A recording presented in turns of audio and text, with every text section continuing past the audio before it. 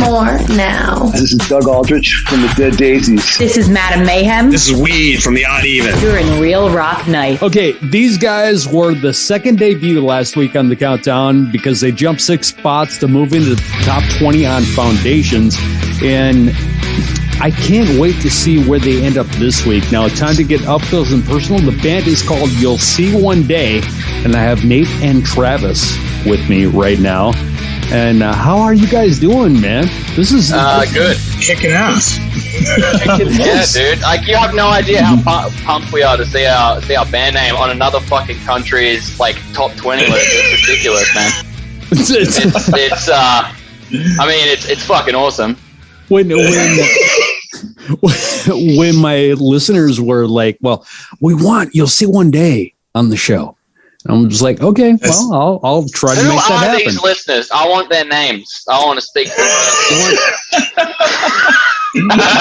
them. Okay, well, I'll send you the list, man. I'm actually pretty stoked. Yeah, I'm actually pretty stoked that's happening, too. Yeah, all the listeners that wanted us. Yeah, all the listeners that want us on the show. Thank you so much. I'll send you the list, but it's like 100. Big thank you. It's like 120 countries, man. So you're gonna get a hell of a long list, man. I'll send you a binder. I want to chat with them. I want to hang out for beers. We'll catch up for a beer. Man, you're gonna be Peachy's gonna be busy. Oh yeah, that's right. Nathan goes by Peachy. We got to remember that. He's Peachy. Yeah, because he's Peachy. It's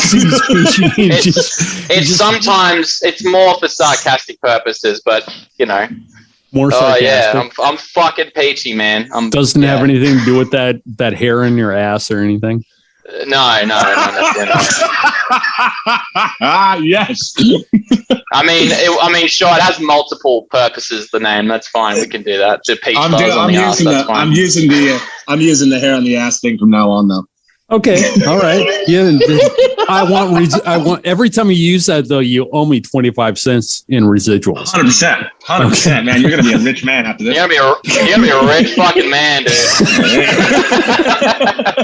Okay, you guys are in Australia now. Born and raised there? Well, no, because Australia doesn't actually exist. It's a conspiracy theory. Okay, now I know the comedian is in the band. I was born and raised in Connecticut, and Travis was a homebred Texan man. So we've just been telling people from Australia. You got a really nice Connecticut voice there, Peachy. Oh yeah, it's very, very Connecticut. I'm drunk. If that helps, being drunk helps. I'm from Sacramento, California originally, and then I moved here, chasing my wife. Chasing your wife. Is your wife from Australia? Is that what it was? Yeah, she's from Melbourne. Yeah. What do you mean you hope so? Who's doing over here? Oh yeah, and I have a couple kids in New York. Yeah, right.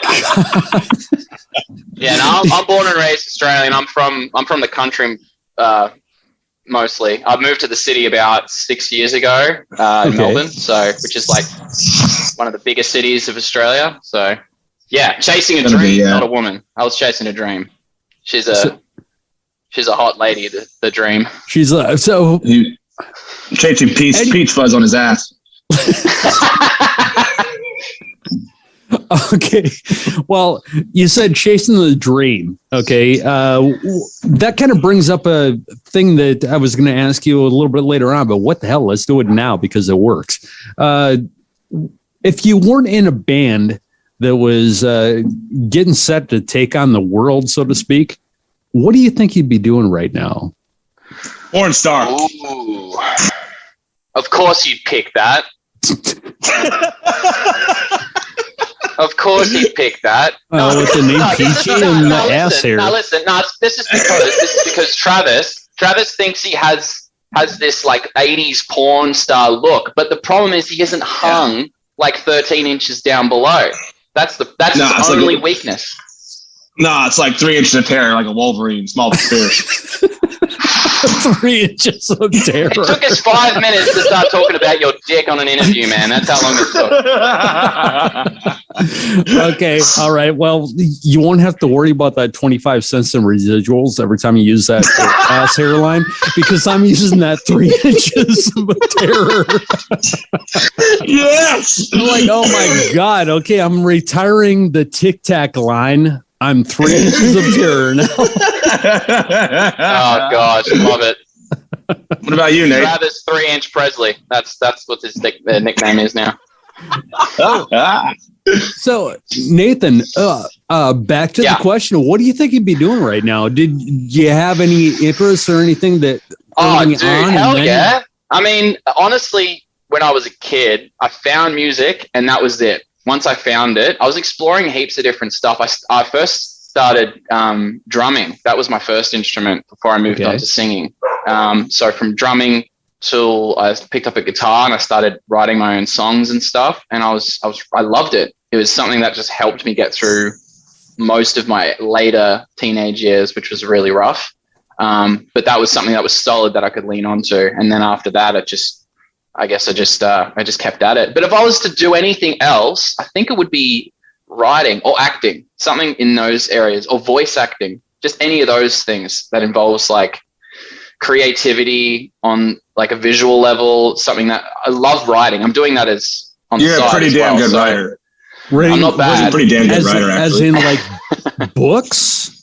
I'm actually right now. I'm working on a fantasy novel at the moment, which is I think it's gonna take me about a decade to finish because I want it to be really deep and like with heaps of canon, heaps of lore, history, sort of like Lord of the Rings vibes, like a big world, but it's a very small area. That's like a small piece of land, but it's like there's this rich culture throughout all of its different races and stuff. It's pretty big, so I'm working on that slowly. He sent me like a 3-minute piece from it, and I was like, "That's actually kind of incredible."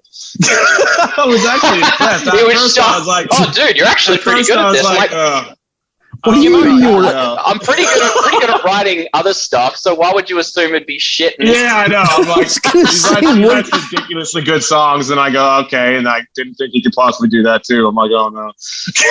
It was really good though. I couldn't believe it. Why do you say something like that about one of your friends? It was actually good. It's pretty Australian. Good, dude. It's definitely Australian. You're not wrong. I was shocked at how good it was. I was like, oh, he's actually not bad. No. That's when you know. That's an Australian thing. In case you didn't know, it's very cultural. If an Australian acts like he's really surprised, like he's actually shocked, then you know he's actually really genuine about it. He's like, dude, I was like, wow. I was like, shit, this guy can actually do this, you know? And I'm not even Australian. I just picked it up. Now I'm like picking it up as I go. So culturally Australian. So it's actually not as sarcastic as you look right now? No, it's genuine. 100%. It's like, holy crap. I didn't know you had I can't believe that like actually a lazy piece of shit. You don't think highly of your friends. It's amazing. But when they do something amazing, you're genuinely like, holy crap. So, Travis, what about you? Do you have any interest or anything past music? Or is music your... I've become extremely like asphyxiated on business, just trying to start businesses and creating some type of companies and business right now. Like currently, I do flooring here in Australia for my normal job, and I've created a complete company out of it at this point now with multiple employees and everything like that. So that's kind of my normal day to day. And then obviously I've continued to follow music since I was in the States. Shep, we're actually both floor layers, in case you were wondering. We both sort of are in the same. That's how we met. Yeah, that's how we met. That's how you met? Where did? Yeah. Okay. What, were you working at the same place or something? Yeah, we worked at the same. You go ahead, Trav. You tell your side, and I'll tell my side. No, I actually want this one. You go ahead. Okay. Awesome. Okay. All right. So I was like fucking wasted one day, and I rocked up at the wrong job site. No, I'm just kidding. I'm kidding. So it was actually during COVID. It was early COVID. So it was sort of still very beginning, actually. Very beginning, yeah. So I jumped on a job which was obscure for me to go to because it wasn't something I was not, because I'm a carpet installer by trade. So that's my trade. That's what makes the money for the family and for the house. So I jumped on this job site which had carpet tiles for this big army base, and it was the same. I was working for a new contractor. This guy named what the fuck's his name? Richie, I think it was Richie. Yeah, and he said there was a guy that was going to be working with me named Travis, and I was just like, okay. And he's like, oh, he's a guitarist, so you'd be, you guys would get on really well. And I'm like, okay, cool. And when we first met, like, dude, it was like love at first sight. It really was. Like that first week, we were like best mates after it. It was pretty. It was magical. Just it was magical. It was magical. Yeah. There are those people. As long as you say no homo first, it ain't gay. No. It was it was gay. It was so gay. It was wonderful. Like I was. Yeah. I mean, Okay, if I wasn't straight, I would have said I found the one. Well, not that there's anything wrong with that. No, that's what I'm saying. I'm saying if I wasn't, I would have said I found the one. He would have been my bear. I would have been his, little twink. It would have been beautiful.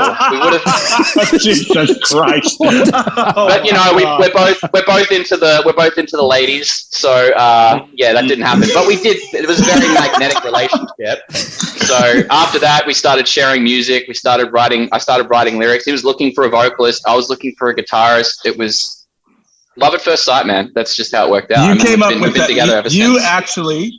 He actually came up with the band name at that job. Matter of fact, literally in the first week we were together. You came up with the band name. That's right. Yeah, I remember that. Okay, then we were both in a situation that we were not. Travis, are you touching the screen like I am right now? Are you reaching out to grab me? So amazing. What a frickin'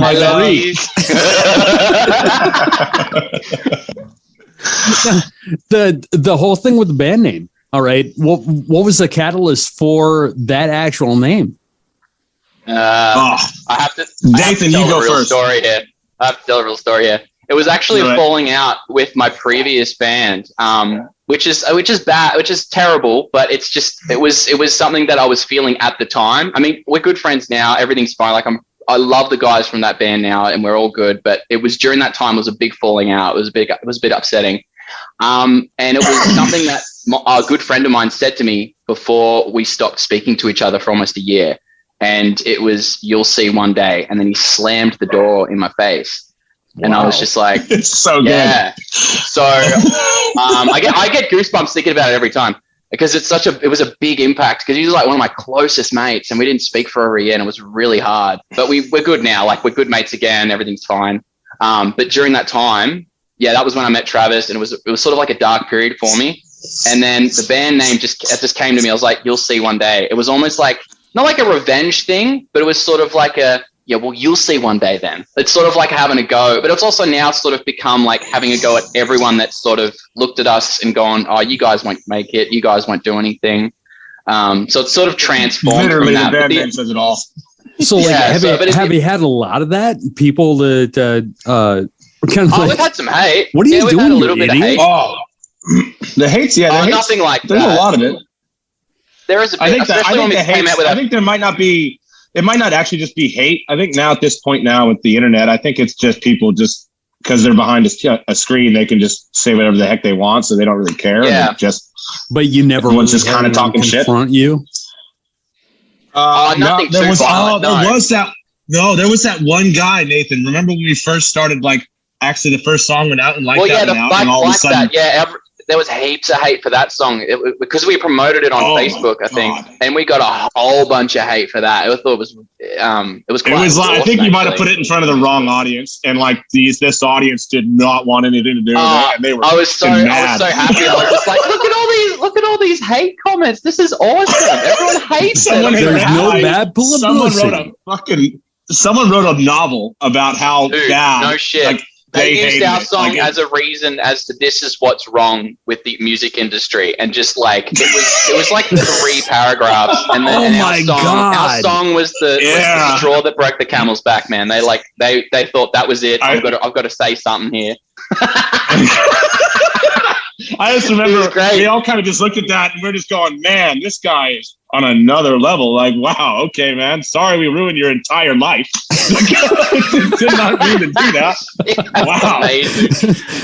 You set out to take this guy down emotionally. He was just like, man, that really pissed him off. Oh my God. Oh yeah. I mean, look, the thing is with hateful comments, it's actually, it doesn't bother us in the slightest at all. And it's wonderful because it just means we're interacting, we're engaging with people, positive or negative. It's all just engagement at the end of the day. And the more we engage with our fan base, I mean, obviously positive's better, obviously, but like whatever you want to say, have your opinion. We love your opinions. This is what we want to do. Yeah. We want it, even if it's something that's controversial, we want people to have, impact. Like the recent song we've just released, The Letter, is about suicide and mental health awareness. And that's what, it's kind of funny because one of the producers here at Real Rock Nights, he went to this Ghost Cult magazine, which actually did an article on that was ours. Letter. Yeah, we had. And we came out with that. I think that was the one. Shep, can you send me that magazine? Can I send you have the link to it? No. Well, it's the link. Oh, I thought you said you had a hard copy. Oh, sorry. Oh, right. No, I don't have a. It's a digital magazine. They don't print it. Oh, okay. But no, anyway. They never print anything anymore now, Nate. You goose. I told them after I heard your song, 3 days, man, 3 days. I woke up in the morning and I had like the tune in my head. And I was like, what in the hell is going on? And he's like, it's more than just an awesome song. He's like, just ask the guys about it. So that's my preface. We try, I that's know not even, it's about something more. We try because that's not even scratching the surface yet with what we got coming. Oh man, nice. Yeah, dude. Like I've got some songs that will like make you question reality a bit. Like I've got one sitting in the back pocket that I need to flesh out with one of our other band members a bit in the producing room. It's dark and it's heavy and it's meant to make you go, holy, all right, wow. I didn't know you could put that on the internet, but all right. Yeah. You can put He's trying to go deep. Yeah. What was that? I mean, I said you can put anything on the internet. Well, you can, but it doesn't mean people will appreciate it. I mean, this one's meant to be a bit jarring. This particular track, I've got a film clip idea for it. It's an artistic piece. It's definitely not something that reflects myself, which a lot of our music reflects. The lyrics reflect what I'm thinking about, but this particular song is very edgy and it's super. If it's the one I'm thinking, if it's the one I think it is, and I remember you sent it to me, and I was like, nah. Yeah, when I sent it to Travis, he instantly went, nah, we're not doing that. And I'm like, dude, it's not a reflection of how I think. It's a creative piece, and it's meant to be sort of an observational track. Like, is it like a thing to get people talking? Is that? Yeah, oh, hell like yeah. a Childish Gambino type thing. Like a what? Yeah. Remember that? Remember Childish Gambino? That this is America. Remember that song came out and kind of. It blew up on the internet because the YouTube clip was pretty good. And the YouTube clip was insanely good. Yeah, and that made people go, "Oh my gosh!" Like, like even Trent Reznor from was it 9 Inch Nails? Like that was ridiculous. Like, yeah, and you don't see him coming out. He was the king of that controversial shit too. He was really good at that sort of. But that's actually where the inspiration comes from. My drummer, who's a big 9 Inch Nails fan, I never listened to 9 Inch Nails, never got into him. And he said, dude, you need to listen to it from this perspective. And I was like, okay, I can do that. I can do that. I'll try it. And I did. And I went, holy shit, this is awesome. And I couldn't understand 9 Inch Nails until I looked at it from that perspective. And it was brilliant. And then the song sort of came out and I was just like, oh, this is good. I'm keeping this. So yeah, we've got some cool shit in the works. I am looking forward to it, man. Yeah, man. We're going to keep pumping it out. Getting back to the letter now, this thing that I was told was like, it's more than just an awesome song. It's like, you got to ask the guys what the letter is about. Yeah. Okay. Take your soapbox. Right. Come on, Peachy. Okay. I got this. It's hard to reflect on simply because it is a dark track. it started out as the song is the moment before a man decides he's going to end it. He's been thinking about it. He's been weighing up the odds, and he's thought about it. He's planned it. He's said his goodbye. Well, in a matter of speaking, like he's done his normal routine for the day, and then he finally has time to himself. This is it. The song is about that particular moment, and he's writing this letter that's basically like a way of saying, "I'm sorry, and I want you to forgive me for this." And it's just that moment before he sort of, does the deed, I guess. Yeah. And I took some time to sort of reflect on it, because it's a dark place to go to in your mind when you have to write lyrics like that. I was very careful with how I presented it, because I didn't want it to be, jarring, because it's sometimes hard for people to listen to, but I want it to be just a little bit enough so people can understand that this song is about that, and we're going to talk about it a little bit, but we're going to make you enjoy the song at the same time. So it was hard to float. It was hard to float between those, which is kind of the place that we've been, like, so far we've been doing as far as the writing goes. We give him something, and he'll flesh out. What's the best part was he'll flesh out something that's actually a real world type of like situation that's going on. Obviously, pop music. I got blasted. I have a light over here that's just doing some weird stuff. But the pop music is not really talking about anything. I mean, sometimes they do, but for the most part, everyone listens to pop music because they want to feel happy. It seems shallow. It seems empty. It seems, yeah. And it obviously, a lot of rock bands do. A lot of rock bands, have done, really heavy stuff, and we're kind of just also talking about the same stuff, like, really. But it's just Nathan's really good at putting together a story like that, which is fantastic. Actually, which goes back to his. Geez, I'm choking on my saliva, man. I never had allergies until I moved to this freaking state. Okay. Yeah. What? It's New Mexico? No, I'm in Oklahoma. Oh gosh, I thought I heard that you were in New Mexico. I don't know why I heard that. I'm sorry. Wait, Tulsa, Oklahoma. Wait, isn't Oklahoma the sooner state? Yeah. Yeah. See, I know my shit. Fuck yeah. Okay, well, at least he knows that. Shout out Oklahoma, the sooner state, bitches. I've been to Tulsa. That's a cool area. I like that place. Well, I'm glad. Yeah.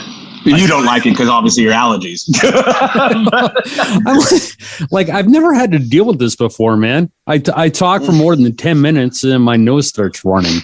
And after my nose runs a while, then all of a sudden I start getting all this phlegm in my throat and I can't talk. And it's just really annoying. But, well, who cares about me? And can you guys clue me in? Why is the band not everywhere right now as far as like online and stuff? Because, I mean, you're working the socials hard. You've got multiple places people can listen to music, can buy you. We've been around for a year.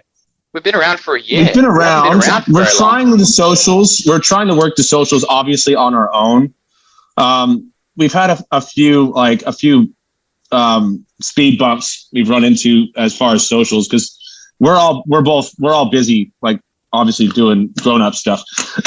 Yeah. but we're trying our best to try and market the stuff, and I get told all the time, especially from our manager over there, who's just like, yo, you got to get these socials under like working and more along the lines. We're doing fine on Spotify. We're getting more. We got a lot of attention on YouTube, which is good. We just really got to hit like the big main ones right now. We're it's a slow burn. I know it's going to happen. We'll probably get more attention at some stage, but it's just a matter of getting getting in front of the right audience. Hopefully we could be part of like the little TikTok generation where we get one big plug and all of a sudden they hear a hook and they turn that into a viral hit. So, but you can only hope, Well, with the whole TikTok thing, I don't understand that because TikTok is a younger demographic. It's growing faster. It's becoming more of the everybody almost now. Oh, really? Yeah, it's well, especially here. At least for me, in my perception, being here, everybody here has TikTok. Okay, well now it makes sense because every band I've talked to, I think in I don't know, last month and a half, has been like doing TikTok stuff. They always mention TikTok when we start talking about socials. And hell, it is hard. The band I had on last week, they were editing their TikTok video as we were doing the interview. Come on. Yeah, see, it was kind of funny. Now, guys, that's the problem that we don't. The problem that we don't have is that we are not like constantly posting, constantly letting people know what we're doing online. Which is what they want us to do. That drive. We just don't have that drive. I mean, like, I just want to be home with my kid, and just chill out and relax and have a chocolate milk, you know. which is what might find us. It might obviously take us a lot longer to get to where we want to get without doing what we do. I try to do my best Alan, to find the right people. Alan, doing interviews like this, keeping us in the loop like this is what's going to help us pump up. So if you always want to chat with us, you just let us know, man. We'll just have a coffee day. We'll talk about the new Obi-Wan Kenobi show that's come out, which is really exciting. We'll just chat about whatever. Dude, I've Obi-Wan Kenobi, man. I'm up to what was the last one? The episode I watched, I think 5. Was the last one I watched was the 4th. So keep your fucking mouth shut. He straight up dropped it. He said, "Keep your fucking mouth shut." Dude, if you think the first 4 episodes are great, episode 5, oh my goodness, blew me away. That little girl that got to play Leia. How good is she? Oh my God. Well, the cool thing about Carrie Fisher was like, she was like 18 or 19 when they did that movie.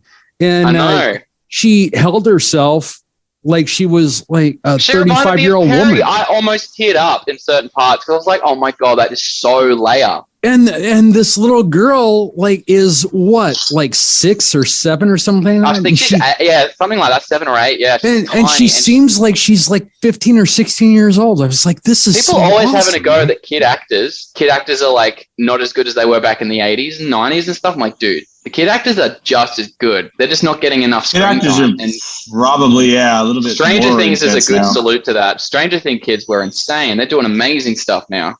So that's that I think that was one of the big catalysts for a lot of these shows getting younger kids on the shows themselves. Because and they're just good, like getting good actors too, because the kids can act really well as long as you give them the right direction and the good scripted stuff. They run with it just as well as a A-lister. And you sit there going, "This is insane! How are they pulling this shit off?" Well, a lot of it is just natural aptitude also.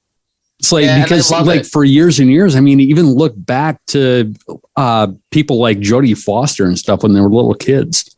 Yeah, or like, Drew Barrymore in E.T. as well. Oh, Drew. Like, straight up. She was like that's her best performance. Anything after that's been dog shit compared to best part was when she was 6 and she fell in love with a little alien. That was her best right there. Alligators in the sewers.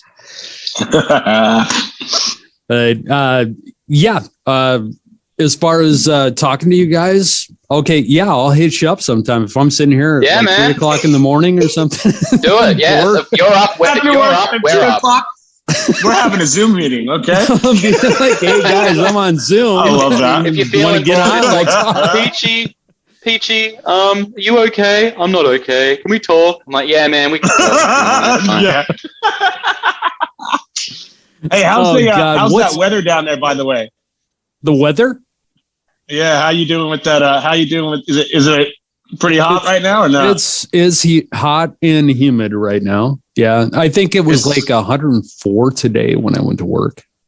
Oh, fuck that. Yeah. And I don't know what it is right now, but I know I don't, when I'm gone, I don't keep the studio very cold. And when I walked in tonight to turn stuff on, it felt 10 times cooler in here than it did outside. It's that humid. It's like, oh man. Guys, I hate to interrupt, but we are literally talking about your weather on a freaking band interview. Can we move to something? We're like literally talking about the weather. And I'm like, oh my God. So like how long is the hair on your ass? Oh, do you comb it? I haven't measured it. I haven't measured it in a while. I mean, this is about the band. Did you write that down? Was that a question you wrote down? How long my arm is? Yeah, it was. It is now. No. Okay. What are we looking at now? You obviously have talked about you're of course doing double duty, and that. What are we looking for as far as live stuff? Like in the future? Well, we haven't done a live show yet. I don't even know if these guys can play, so we'll have to wait and see. No. Right, like I didn't tour in a huge rock band for a long time. Jeez, this motherfucker. We are actively, now that everything's opened up, like literally we're basically a COVID band. We just started in COVID. We couldn't do a thing. So all we did was that was our biggest hurdle, was the fact that we couldn't meet up. Like in Australia, it was like we were shut down the most in the world out of any other place in the world. We were the only place that was still shut down. It was brutal, man. Like we couldn't work. There was times we had to stop working, and we had to stay in our houses and shit. And it was militant. Like there were police everywhere. And there was like border crossings. Like you couldn't go into certain parts of Victoria unless you had a really good, like a piece of paper saying you had to. And there was police at the, from like the metropolitan area to the regional Victorian area. There was police at every road. There was like stops, and you had to stay in the metropolitan area. And military. And military. There was military at one point. Yeah. Yeah. It was bad, man. It was really bad. So we had to we had to try and come up with songs and do videos and do photos during all that, which was really, really tough. Well, we were doing it during the brief periods of time when we had like, oh, look, we're out of lockdown. It was like, 2 weeks and bang, fucking everything blows up again. Let's do a music video. And then there'd be another outbreak, and then we had to lock up again. It was insane. But now we're back to, I think we're almost back to normal now, which is really good. So pretty much back to normal, but go ahead. Yeah. Well, we don't have to scan in anymore. Don't have to scan in or, Scan in? Fuck. Would you? Yeah, so every time you go somewhere, you have to scan a QR code into a grocery store, into a supermarket. Oh, wow. As an American to another American, it was fucked up. It was sounds a bit like, well, like we shut down, God, what was it?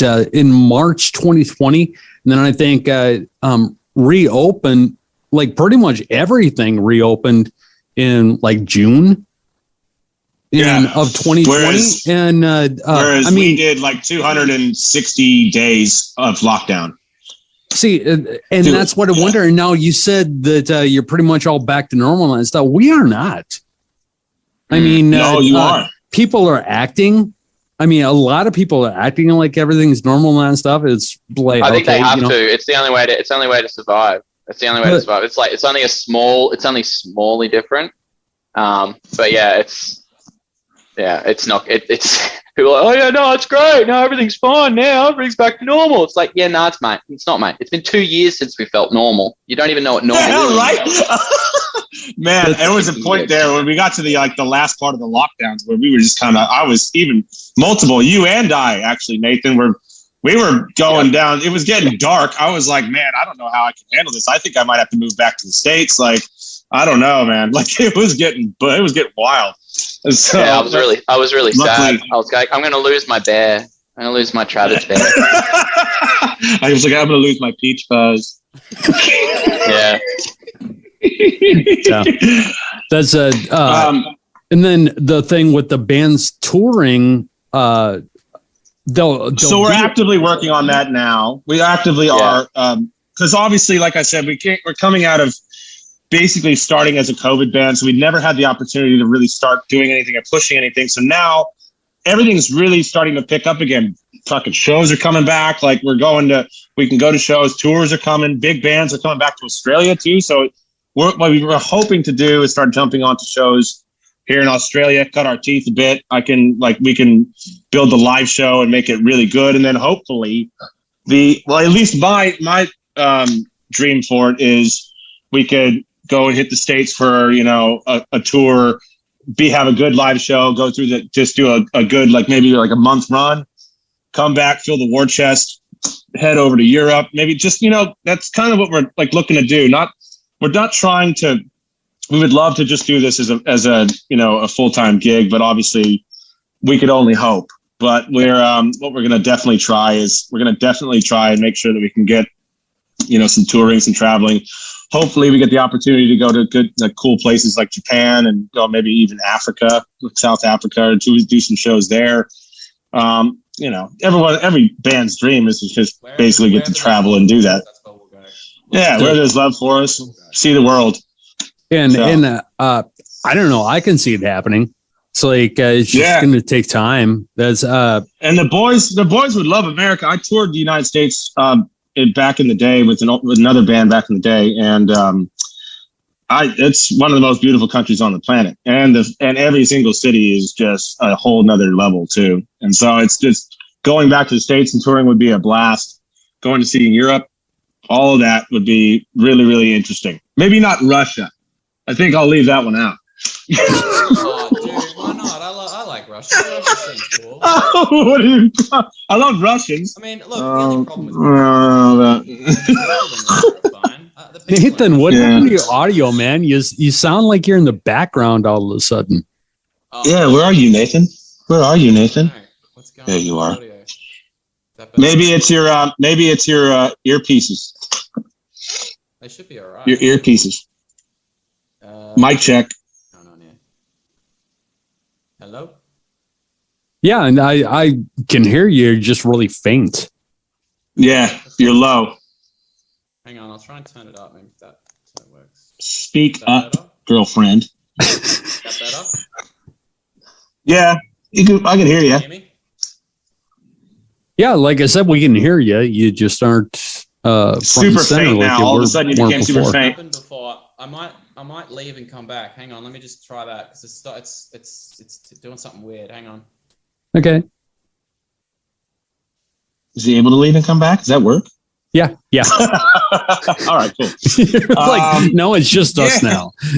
Yeah, I was just like, all right, hopefully that works. So hopefully we get that opportunity to do some worldwide touring and everything like that. But we can only hope. It's a pretty hard world now, obviously, from what I can gather for musicians. It was extremely hard when I was in Burn Halo in the United States. And I mean, in that band, it was a top 40 rock band on the Billboard charts. Yeah. And it felt like we were just getting by. Like it was just like, you don't really make a whole ton of, Burn Halo was pretty successful, man. It was huge. It looked successful. Huge.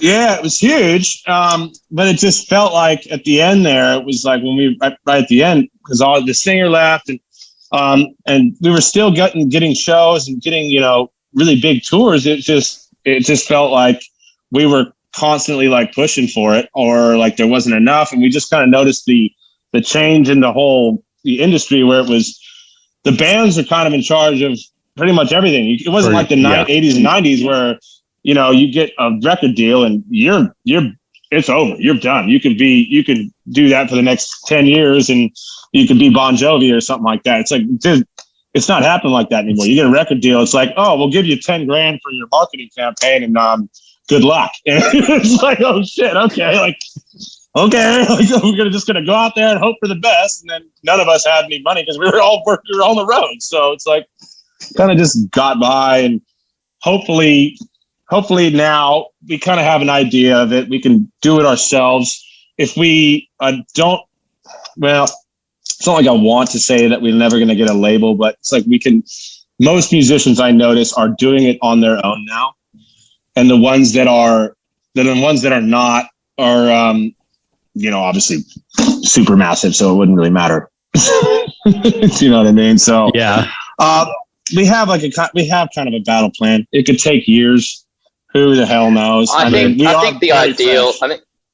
ideal situation would be to at some point have it covering the cost, so then we 100% don't have to put so much into it. That would be ideal, and at the end of the day, that could just sustain being able to do it because we love just doing it. I think that we don't have to be motivated by money to do it. We love doing it. So I literally will. I don't care. We will literally keep trying to do this because the opportunity to just see it come to fruition is all I really care about. It doesn't even matter to me at anything having to try and fight for it that's kind of a day-to-day thing. We don't care.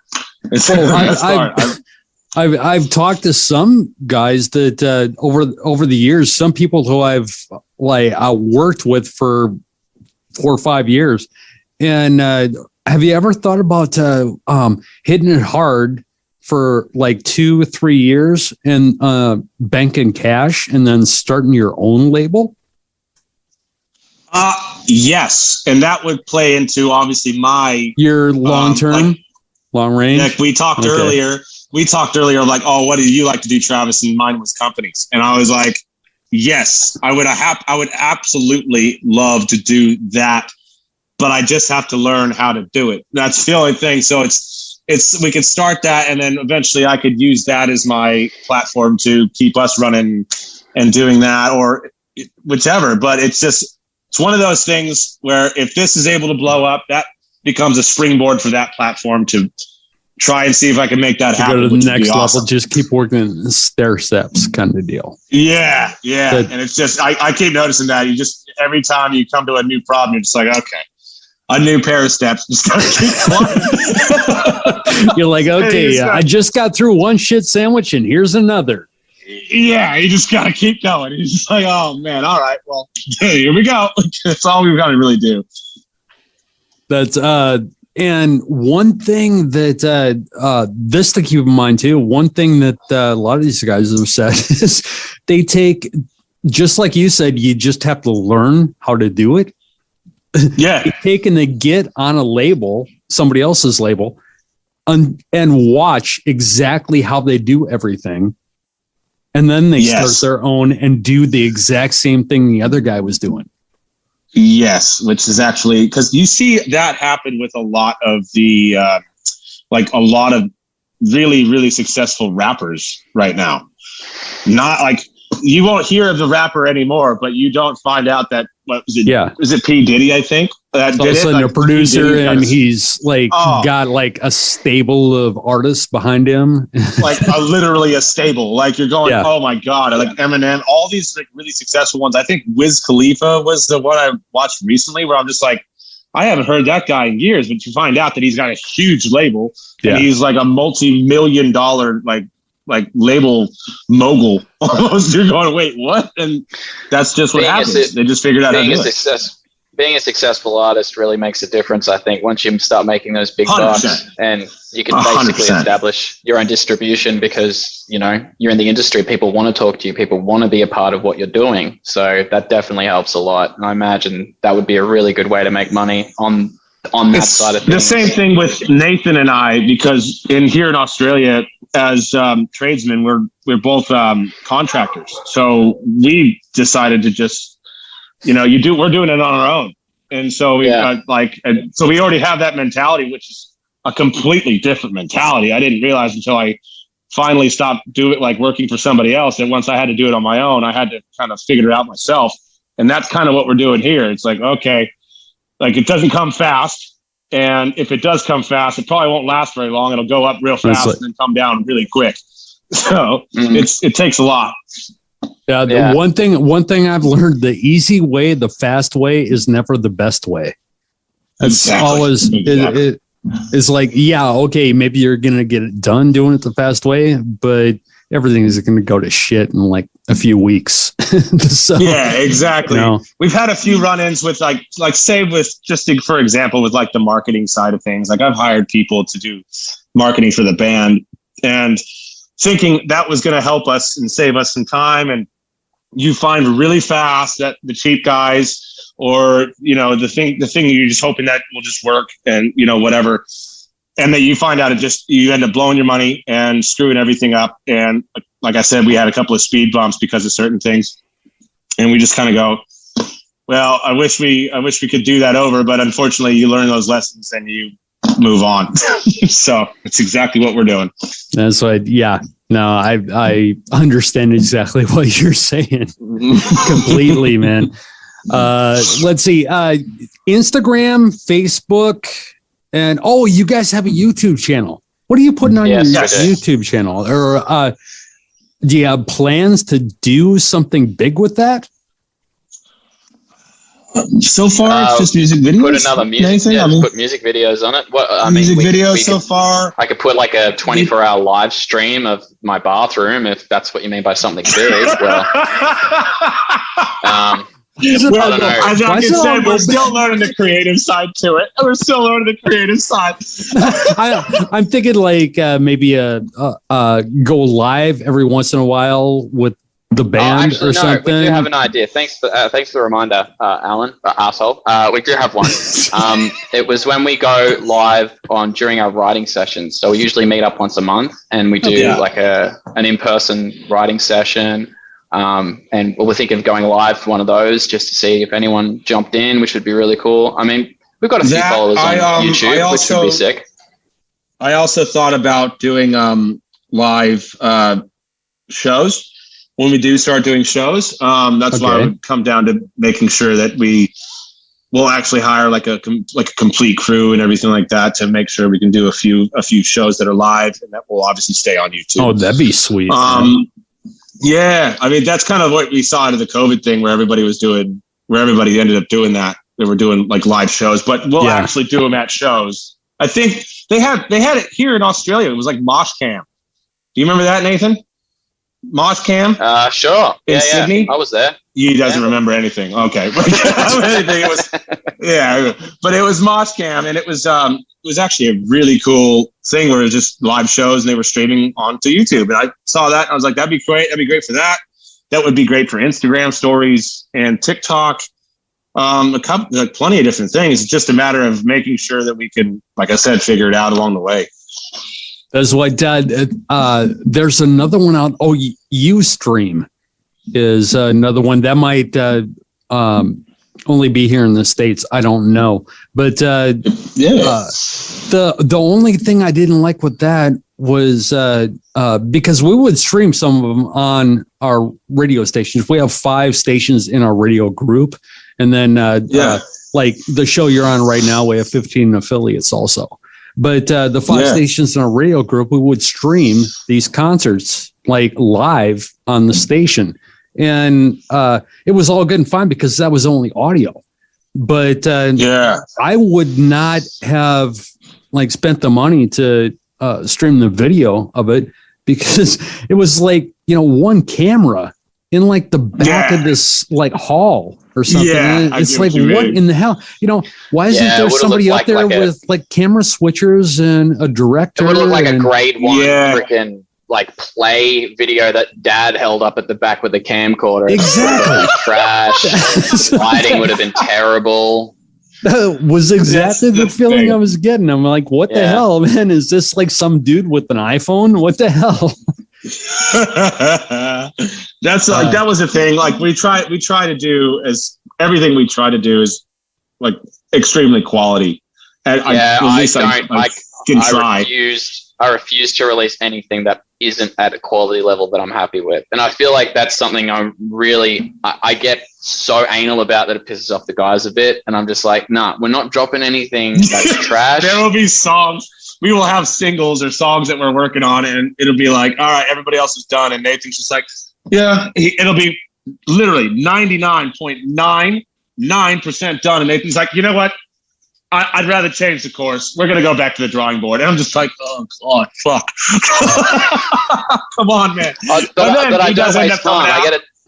I get it done quick though, and then you guys are fucking like, yeah, that was better. But that will end up usually coming out better. That will lend a lot to your credibility, though. Jeez, you can tell it's like holy shit, we've been talking for almost an hour. Okay, you can tell it's almost like 3:30 in the morning because like it's hard for me to say credibility. It's like what the hell? But thank you for staying up with us, though. I appreciate it. Oh, absolutely, thanks, man. No, I wanted to talk to you guys, and like I said, I've been getting tweets, emails, all kinds of stuff about people want to know more about you. And this is so awesome. Cool. I want to speak to these people, man. I want to know who these people are. I want to meet them.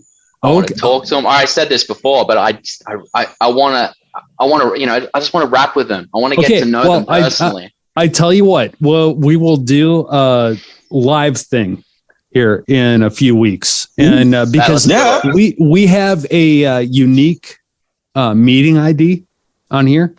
And you know, when you go to Zoom, how it says sign in or join meeting. Yeah. Okay. Sure. They click on join meeting and they type in, I can't remember what the hell the number is, but anyways, almost like a phone number for Zoom. They type it in and they go to my waiting room. And, that's incredible. So I can put it on YouTube. We can go live on our YouTube channel. I can put it on Twitch. We can go live. Got a channel over there. And that'd be cool. I would love it. Well, try to get some of these people to talk to you, Peachy. We might even be able to get some of the other boys in too, as well.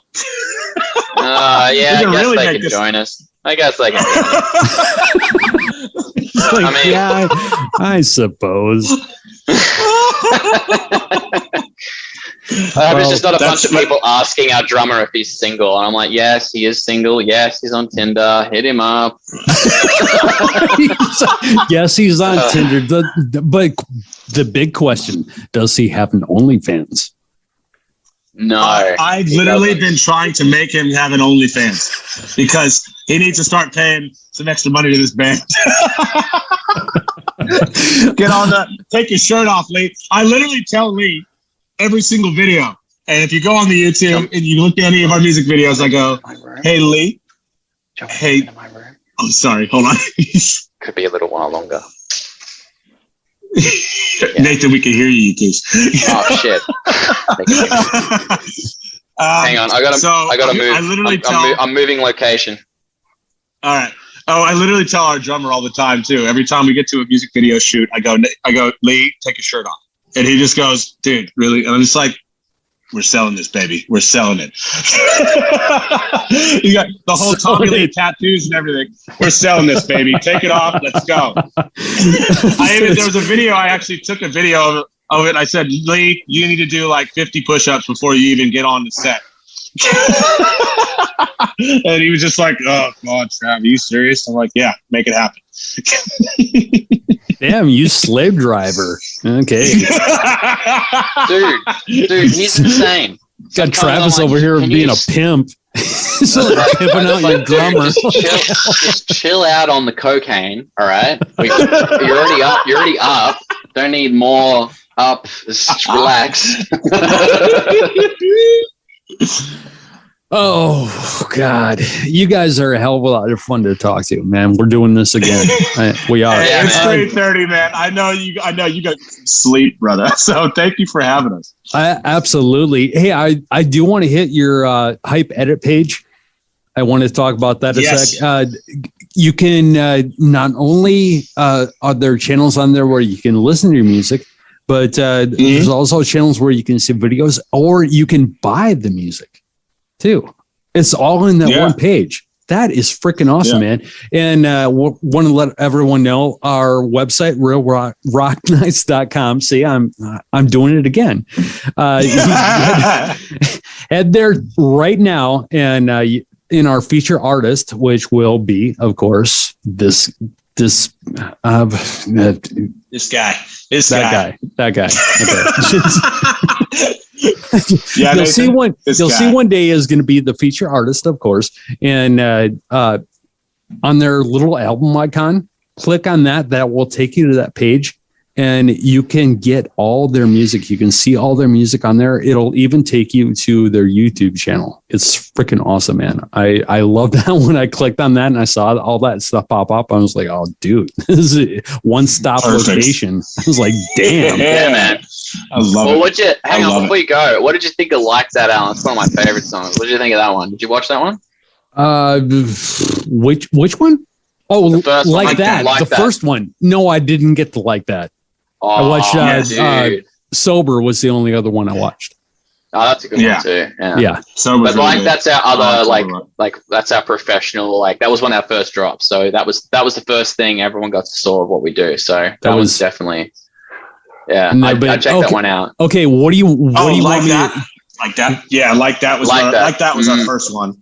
What do you want me? That's the one that nobody liked because it was one of those pop songs that there's substance, but not. It was meant to be like a pop song. Okay, so just trying to make like a radio hit. Is that? Yeah, exactly. Yeah, 100%. Oh, 100%. Okay. Well, I'm gonna first thing when I get up in the morning, I'm gonna listen to Like That. I'm gonna watch that. Thank you. Appreciate it. Much appreciated. So guys, website. You'll see one day. You got a website? No website right now. No website right now. We have a Bandcamp.